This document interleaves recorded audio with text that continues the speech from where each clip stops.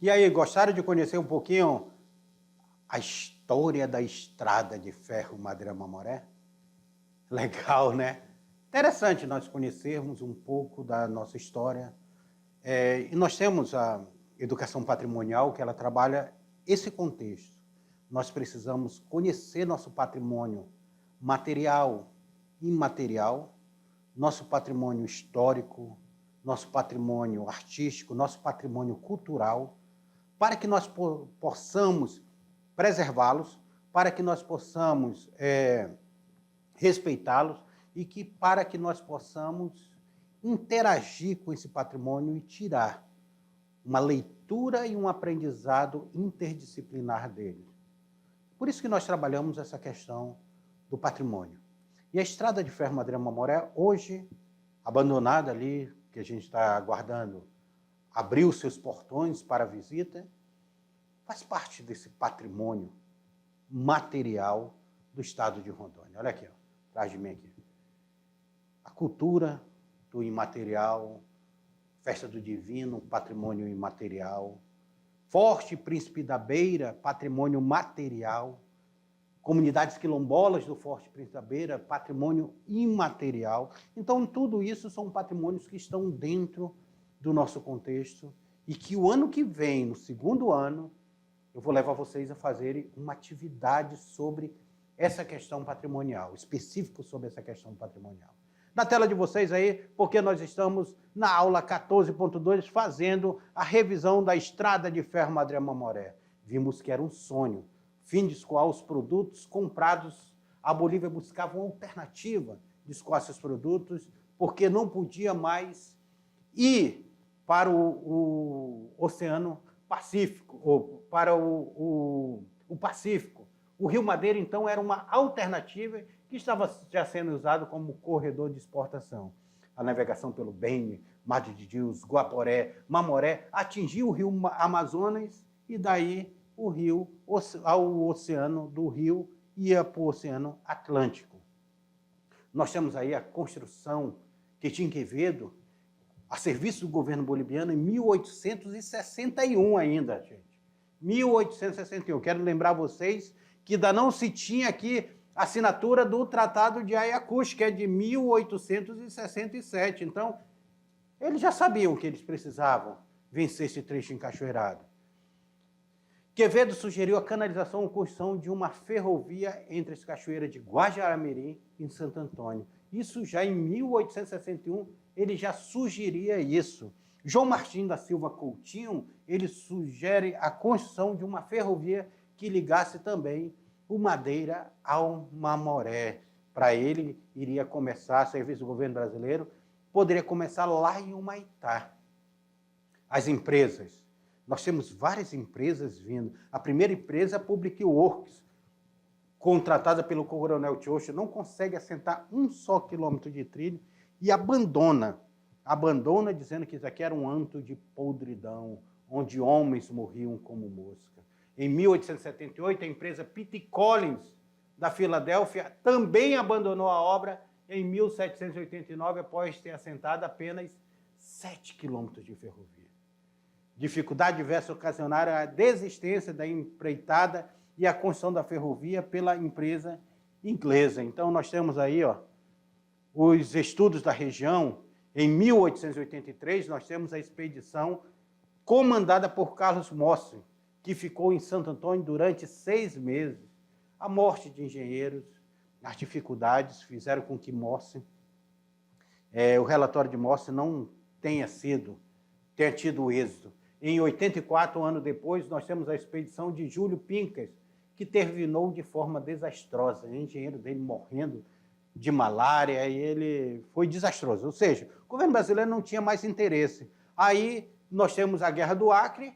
Com a Guerra do Acre temos a assinatura do Tratado de Petrópolis. Então, em 1907, retoma a Estrada de Ferro, agora com a empresa May Jack Randolph, contratada por Percival Farquhar. A Estrada de Ferro começa a ser construída em 1907 e termina em 1912. Queridos alunos, agora com vocês, atividade, e eu já vou ali tomar um café e já volto para nós fazermos a correção.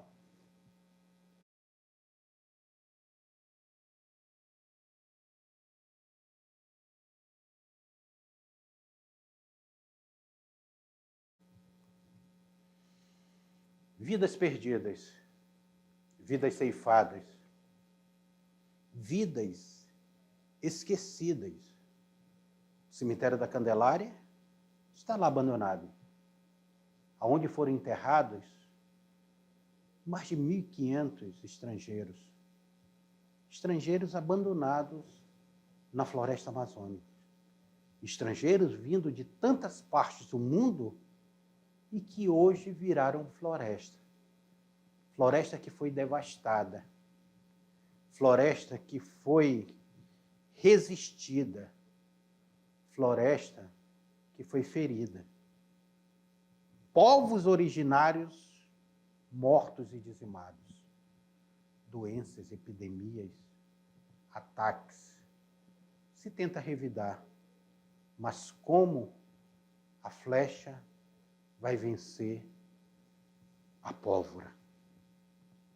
Como um corpo frágil vai vencer doenças que não se conhecia? Com isso, nós temos um processo de dizimação desses povos que estavam na margem do Madeira, de Porto Velho a Guajará-Mirim. A que preço, a que sangue, a que suor custou a estrada de ferro Madeira-Mamoré? Será que estavam certos quando chamaram ela de Ferrovia do Diabo?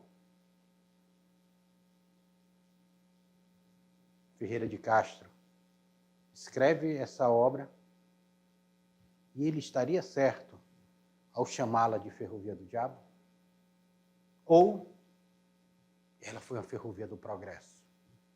Agora fica com uma análise sobre vocês. O que vocês acham?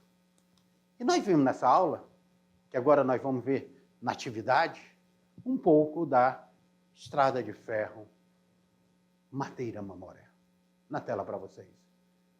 Atividade de sala, nós temos aí a questão de número 1.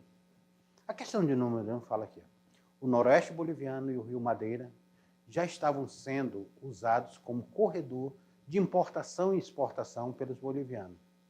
No final do século XIX, a fim de ter como escoar sua produção para os países compradores, a Bolívia perdeu parte do seu território marítimo da costa do Pacífico para quem? A Espanha, Brasil, Portugal, Argentina ou Chile. Hein? Para quem foi que a Bolívia perdeu? Vem cá comigo, vem cá comigo, vem cá comigo. Guerra do Pacífico. Vocês já ouviram falar na Guerra do Pacífico? Pois é, Guerra do Pacífico. 1979, ali até 81, nós temos ali um conflito seríssimo lá no Pacífico. A Bolívia ela tinha um porto lá no Pacífico. Ela escoava seus produtos tranquilamente pelo Pacífico. Só que a Bolívia ela vai perder esse porto para o Pacífico após a Guerra do Pacífico. Um dos países, que eu não vou falar lá quem foi o país, mas um dos países que ficam lá no Pacífico, trancaram os portos bolivianos.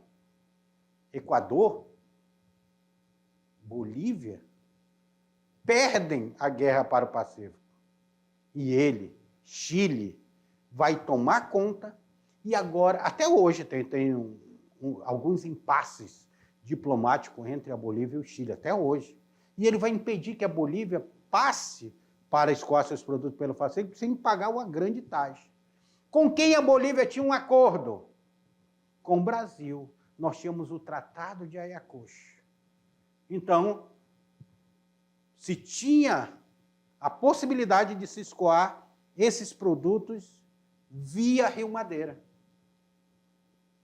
Saindo do Beni, do Madre de Deus, chegando ao Mamoré, junta-se ali Beni, Mamoré, forma-se o Rio Madeira, depois de já ter pego águas do Guaporé, forma-se o Rio Madeira se forma a partir desses rios, chega-se ao Rio Amazonas, desce o Rio Amazonas, chega ao Oceano Atlântico, do Oceano Atlântico chega ao resto do mundo. Era isso que a Bolívia queria, mas não era fácil. Então, a resposta correta daí é a letra na tela para vocês. É a letra E, Chile. Chile. assim que desceu Madeira em 1861, a serviço do governo boliviano, sugeriu a sua canalização, a construção da ferrovia entre a Cachoeira de Guajará-Mirim e Santo Antônio. Nós estamos falando do Coronel Chocho, nós estamos falando de Thomas Collins, da empresa P.T. Collins, nós estamos falando de Percival Farquhar, nós estamos falando de Quentin Quevedo, ou nós estamos falando de Barão de Mauá? Lembrando a vocês que o Coronel Chocho Danão, vem cá comigo, tá? Coronel Chocho ainda não está na parada aí, não. Ainda não chegou na parada do Coronel Chocho, não. Ainda está estudando. Mas nós temos Quentin Quevedo fazendo esse levantamento. Ele faz esse levantamento, ele diz, olha, esse trecho encachoeirado é um trecho complexo de se vencer. As cachoeiras, antes da construção das hidrelétricas, eram ferozes. Como vencer esse trecho encachoeirado, meus queridos alunos? Vamos canalizar o rio, fazer um canal por fora das cachoeiras, assim, que fique lá correndo, tipo esse daqui, ó. Tá vendo? Vamos canalizar esse rio, fazer um tranquilo, de águas tranquilas.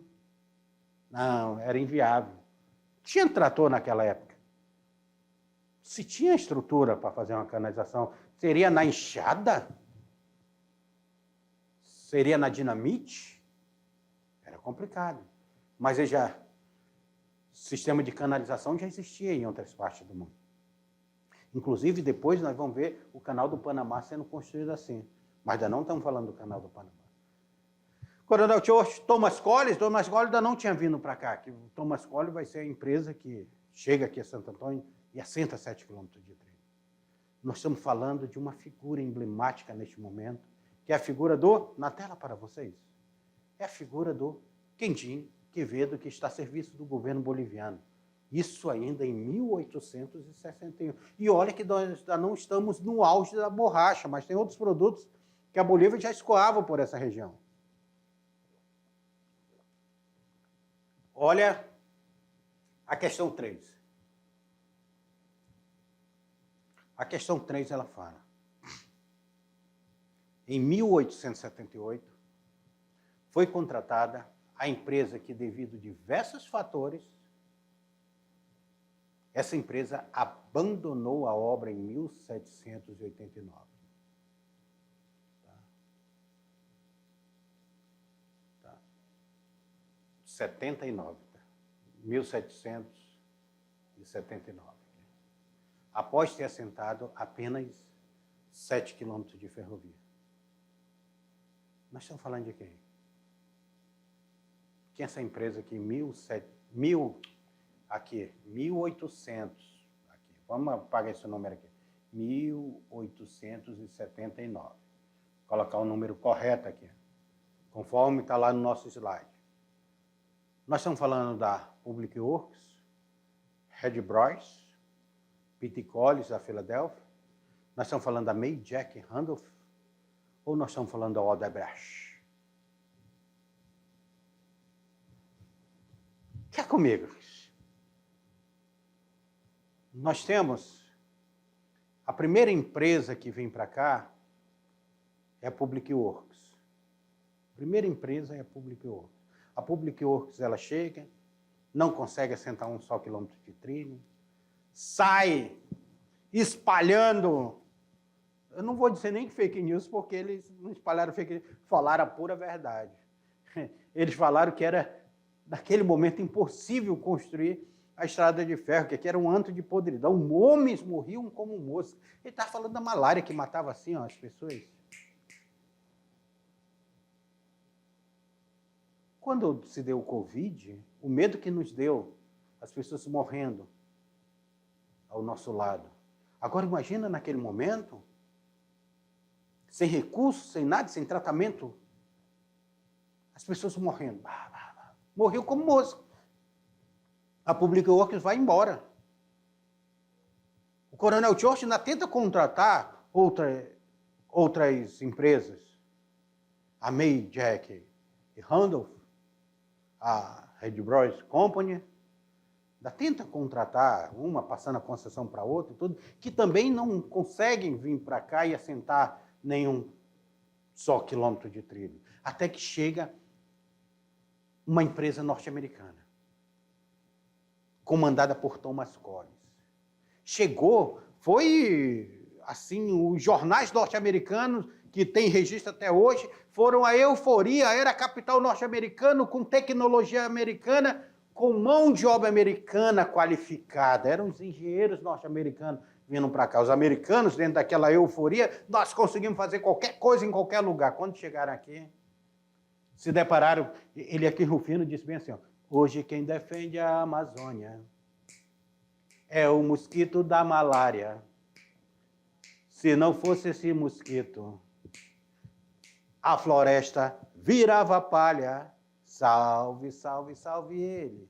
Salve sua febre incendiária. O maior ecologista da Amazônia é quem? Pois é, o cara já falava que o maior defensor da Amazônia era o mosquito da malária, e quando essa empresa chega aqui, que ela se depara com o mosquito da malária, eles não conseguem vencer. Assentam apenas 7 quilômetros de trilho, mas não conseguem ir para frente. O trem capota na inauguração e eles abandonam. Nós estamos falando de, na tela para vocês, nós estamos falando da empresa P.T. Collins da Filadélfia.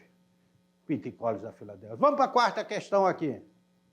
A criação do território do Acre foi resolvida após a assinatura do Tratado de Petrópolis. O Tratado de Petrópolis, gente, ele foi assinado em 1903 e foi publicado em 1904. É por isso que algumas pessoas colocam o Tratado de Petrópolis como 1904 e outras como 1903, porque assinatura, publicação, tá certo? Quem foi que assinou o Tratado de Petrópolis? Aonde foi assinado o Tratado de Petrópolis? Brasil e Portugal, Brasil e Bolívia, Brasil e Espanha, Espanha e Acre, Amazonas e Rondônia. Pessoal, o Brasil, que num período da colonização tinha feito fronteira muito tempo com a Espanha, agora tem um outro país aqui fazendo margem, fazendo fronteira com ele. Nós estamos falando da Bolívia.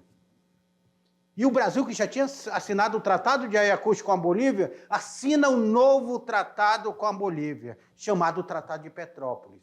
E por esse tratado agora o Brasil seria o responsável em construir a estrada de ferro Madeira-Mamoré. Agora o bicho pegou para o lado do Brasil. Pagou 2 milhões de libras esterlinas e ficou responsável de construir a estrada de ferro Madeira-Mamoré. Por isso que a resposta correta é a letra da tela para vocês. É a letra B, Brasil e Bolívia. E aí, chegamos ao final de nossa aula. Tá? Eu espero que vocês tenham gostado de conhecer um pouco mais com profundeza a história da estrada de ferro Madeira-Mamoré. Uma saga em plena floresta amazônica, em pleno coração da Amazônia. Imagine o que era Porto Velho no século XIX e início do século XX.